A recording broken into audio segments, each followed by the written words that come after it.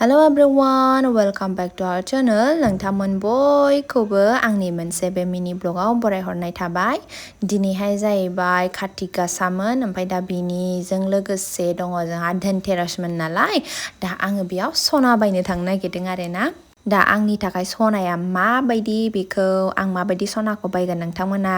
नायलांबानो जाबाय। ओमफ्राय आंनो एसे देलायदोंमोन माने खानायखौ माबायदि लानो जादोंमोन आरोना आङो गरमाव सिंखावनो ना खायलें लानानै खाथबनो ओमफ्राय दा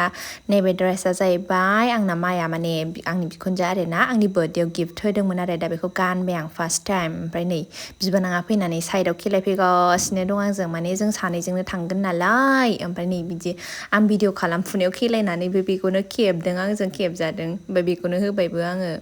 ओमफ्राय दा थांनोसै टाउनाव ओमफ्राय एसे नायबाय आरो माबायदि नुदों लुक्सफोरखौबो एसे नायनांगोन ना दा जोङो नै दा थांगासिनो ओमफ्राय थांनानैहाय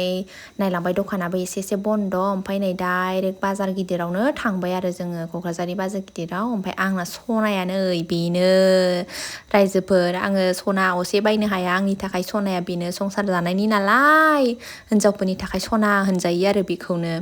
ओमफ्राय जोंना माइया बेखौ औवानिसो हासिबनांगौ बाथौखौ एसे सिबनो माने मैला एसे सिबखौनो मोजां जायो होननायखाय औवानि हासिबखौनो लाबाय आरो नै मोननै लाबाय बेखौहाय मोनसे थाब गाज्रि जायो नालाय बायस'ला जोबो ओंखायनो मोननै लाखाबाय ओमफ्राय बेजों लोगोसे नै बेफोरबायदिखौ लाबाय आङो मोनसे ओरैनो न' सिबनो माबा माबि दाखोर आरि सिबनो बे मोनसे ओमफ्राय बे औवानि हासिबखौ मोननै लाबाय आरो दा आंना सनाया बेनो जाबाय बिराद दाम गोसानि सना रायजोफोर।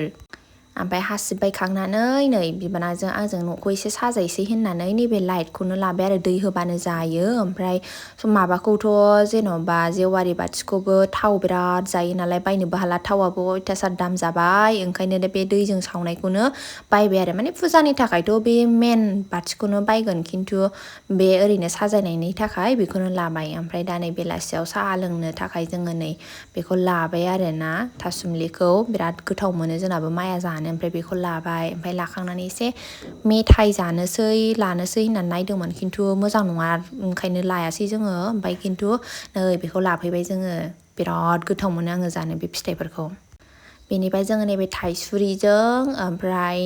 आमलायजोंखौ लाबाय आरोना ओमफ्राय आमलायाबो एसे दामा बारायबाय माथो थाइसुरियाबो ओमफ्राय बे लकेल बायदि नङा आरोना सालाननिसो गोथाव जायो मोदोमबा एसे रोजा ओमफ्राय जोङो लाखांनानै नैबे मिरामिस दंमोन मिरामिसनि माबा भिडिअखौ हगारखाबावदोंसो आङो बिनिखौबो